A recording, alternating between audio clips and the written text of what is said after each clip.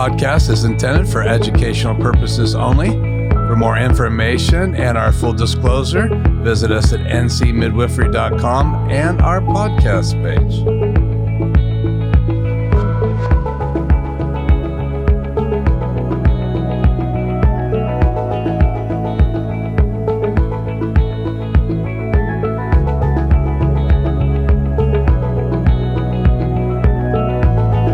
Welcome back to More About Birth, Season 2.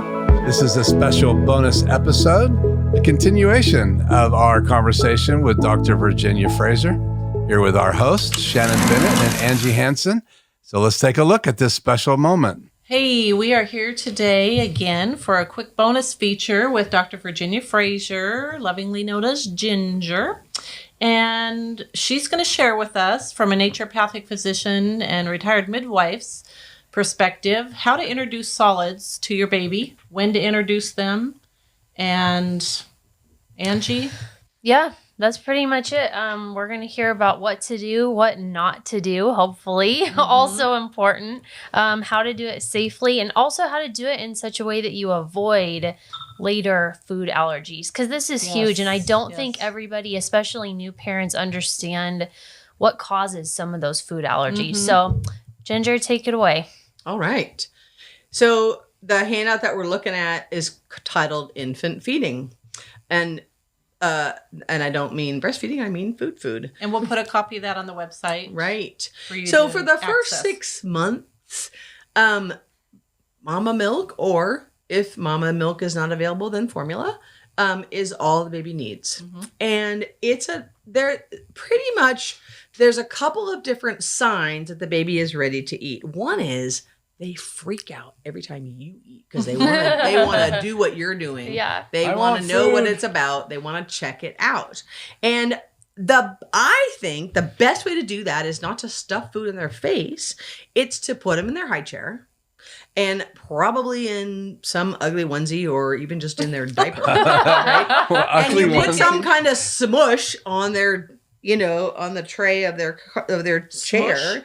And so, the first group of foods, right? So, maybe a yam, you know what I'm saying? So you cook it up, they kind of smash it a bit, and then they put it on there. And if the kid wants to get it in their mouth, they're going to figure out how to get it in their mouth. But really, they don't know what that is. They don't know what it's like. They don't know. They want to know. They're going to get to do what mom does. You know what I'm saying?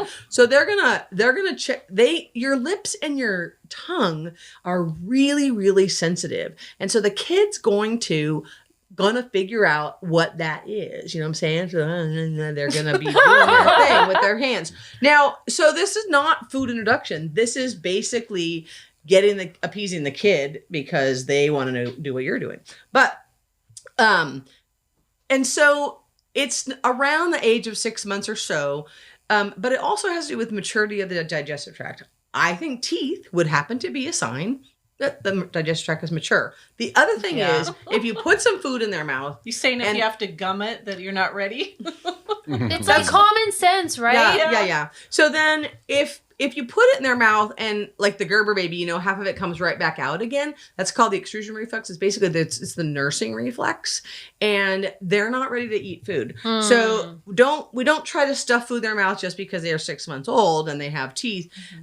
You want them to be able to swallow back. Okay. What about which is a real thing, right? Yeah, it is. Yeah. It is. They have to be able to sit up and push the food away if they're not interested. What about the old myth? And yes, it's old school, but it's coming back again. I'm hearing it from some of my moms.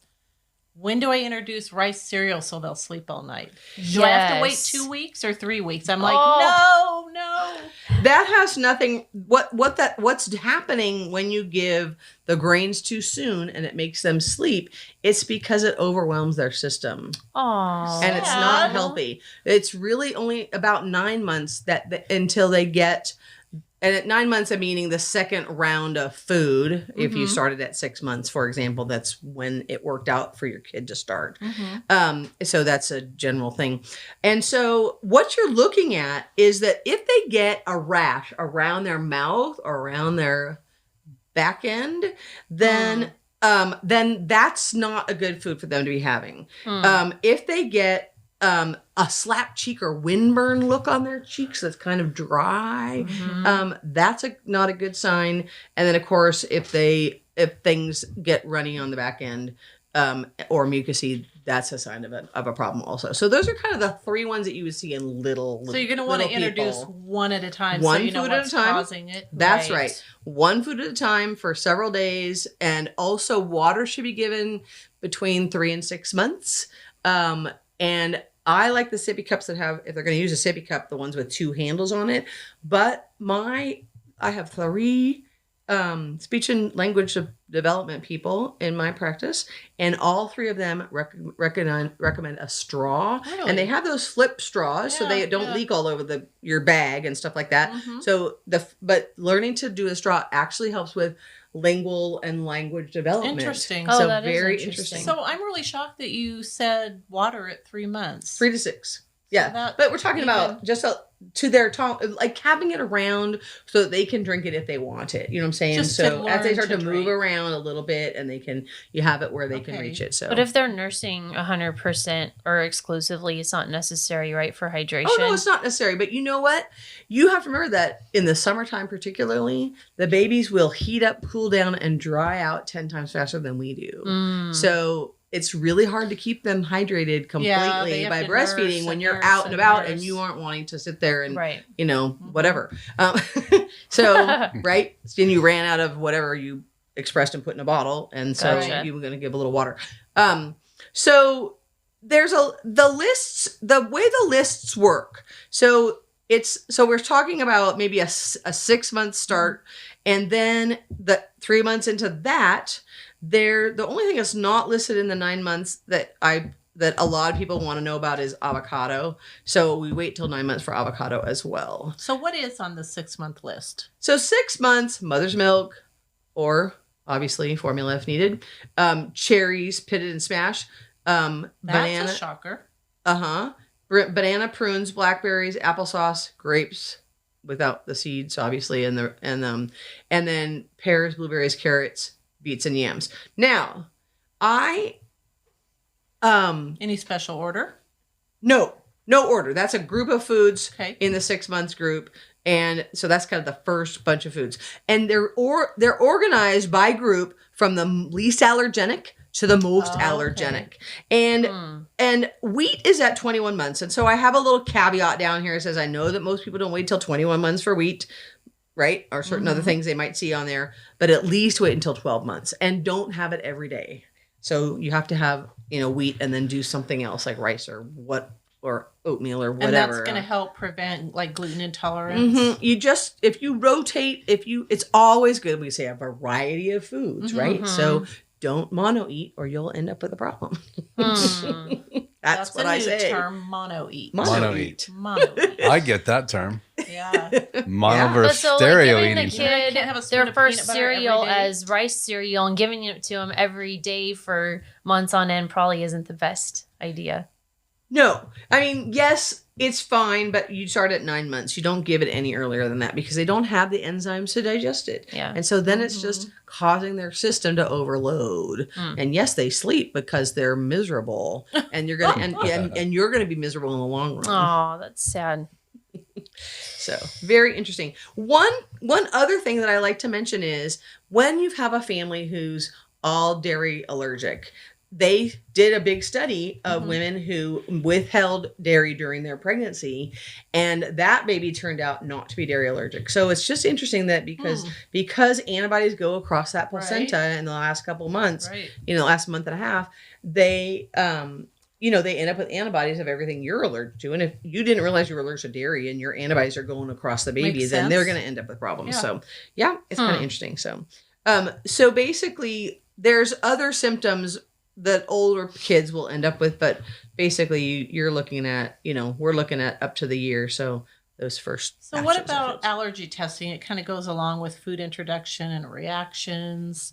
Can you do effective allergy testing on an infant under the age of a year? I've never done it on infant, at least less than a year. I just tell people back up. If their baby is having problems, I just say back up, and start it back in. Go back in. Top of the list. Yeah, start back into the first 6-month route, even if they're a year. You know what I'm saying? If they're having all kinds of problems, go back to the 6 months foods. Well, I think what we see a lot is people, we'll see them later down the road, obviously after their final 8-week postpartum. So if they're over 2, we actually do an adult food panel, not a pediatric panel. Oh, okay. Yep.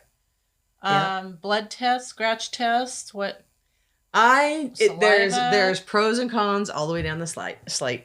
If they have really severe problems, scratch tests actually can be a problem. They can send them to the ER. I had a lady who had sent her to the ER. Yep. And it took months for her body to clear out.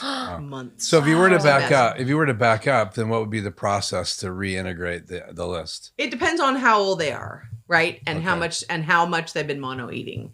So I just basically say, we got to heal that gut. And what are we going to do? We just have to back up. Well, what I'm seeing is people, they get excited to start feeding the baby solids. Yeah. And they'll get like combo baby food containers, or they'll do a new food each day. And I'm like, no. 3 to 4 days at least. Yeah. You got to have long enough to see if they're going to react. And also you think about if all your food is basically canned, which is what a jar is, you know what I'm saying? If all you ever ate was canned food your entire life, what would your vitality be, right? Yeah. I'm like, take real food, get it into what they can digest, because if you give your 6-month-old a raisin, guess where it's going to end up? Straight out the other end. In the blender, right? No. So, not your 6-month-old. If you give your, 4-month-old a raisin, it's just going to go straight through it. Yeah. They're not going to digest it. Yeah. So if you didn't, unless you cooked it for a while or something and got it all soft. So would you recommend blending or so what I was cooking gonna and say mashing, is, boiling? have you seen those little mesh bags that you can put the food, the chunk of food in, and then they didn't have those when my kids I were know, little. but then they can those. teeth on it, so Right. they the frozen blueberries or the carrot or the apple, Wow. and then they don't choke on it, and it Right. comes through the little. They just chew on it, and it comes through the and mash. smush. And so they can't choke on it, which I think, it's nylon, it's inert. It's not going to cause the baby any problems. Right.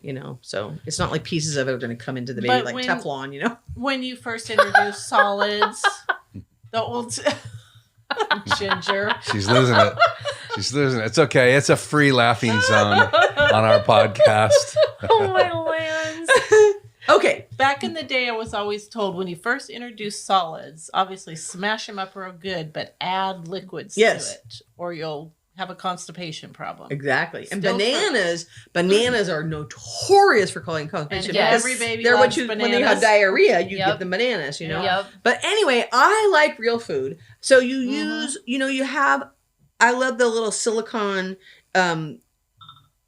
ice tray, cube trays, and you put the food in there until it freezes, and then you pop it out and put it in some container to keep in the freezer, and that way you can defrost a couple of these, a couple of those, a couple of these, and the kid gets a variety of food at one sitting without having. So then they don't have a whole jar to eat of whatever. Right. You know what I'm saying? It's Right. like again mono eat. So basically, it's nice because we like to eat a variety of foods, and why wouldn't kids like to? I think birds have it right, man. They just eat the food, chew it up, get it all just right, and spit it in the kid's mouth. That's much easier than all this processing. Oh my goodness. Okay. So this is where we need to have a retraction. Cancel. Yeah. Please. Oh, leave that in. If you're listening at home, please bleep do it, not bleep. pre-chew your food and spit it into your kids' mouth. Okay, I want to hurt say 'em. something. This is burning in me. So Do it. Uh-oh. So I just want to talk a little bit more about the baby being ready, like with their teeth, and then like you say, not shoving food down their throat. If they're spitting it out, they're not ready. To talk a little bit more about that, and the reason being because I have experienced this in my own family. And I hear it all the time. The grandparents or whoever gets so excited about this kid needs to eat. They need to eat more, or they just want to because it's fun. Let's give them ice cream. It's their first food. Yeah. The baby's never had anything besides breast milk, and the grandparents are wanting to shove ice cream down their throat. Yeah. And as you know, I'm the paranoid mom who's the only one on the planet saying the kid's not ready. I tried to give them this, and they spit it out, and they choked on it, or I'm not giving them ice cream with sugar and milk for their first food. I've seen babies, 12, 13, 14 months old that are still solely breast milk because they're just not ready. And then all of a sudden, one day, boom, they're eating everything in sight. Yeah. So the choking factor or the spitting things out, like that's a real thing, right? Like Yeah. that's a real built-in You're mechanism. not So crazy. I'm not you give You're not small crazy. amounts and you pay attention to whether your kid is interested or not. Yeah. yeah, And that's good. but really, most of the time, the kid's going Yeah. at Got a certain excited. age. Yeah. Now, it's really variable where that place lies So in it's an individual individual. child. Yeah. So some Yeah. kid may never get to that point because you started introducing food before they started going crazy about your food. So, whatever. I Yeah. don't know. I just think it's really makes sense to me that the child would be introduced in, So child-led food introduction. Yeah, and what about we've talked about pureed or smashed foods with water added. What about the families who are strictly, we're gonna give our kid table food, we're not gonna do there's a whole culture built around that. The problem is it just comes straight through. If Okay. you give if I give 3 green beans to a 5-month-old, they're gonna just come straight through. Not They're gonna not gonna digest digest them. It needs to be broken down a little bit more. So Okay. it doesn't need to be overcooked. See, that's the problem. Right. If it was a green bean, it's gonna have to be overcooked, and that's not gonna Right. give any nutrition. So I just say, do what you got. Is it 15 minutes, Meg? No, Oh. but on a final note there. Oh, perfect timing. Perfect timing. What's your It's final that note? obnoxious alarm. People are gonna start tuning us out because of this alarm. I know. They're like going, okay, who picked that So sound? before You we need to- wrap it up, I just want to let you know that we'll have these handouts and these things Information. on the webpage, nc-midwifery.com. I feel like a commercial. So that you can access them and print them off. Yeah. So we will get those up there for you. And thank you again, Ginger, for sharing all your years of wisdom with us. Yes. You're welcome. Thank you. All right. So that's a wrap again, and we'll catch you guys next time. See ya. Thanks for joining us for this More About Birth bonus episode with Dr. Virginia Frazer and Ginger. Thanks for joining us here in these 2 episodes. I hope that you'll join us for future episodes here at More About Birth, both available in audio and video. We'll see you next time.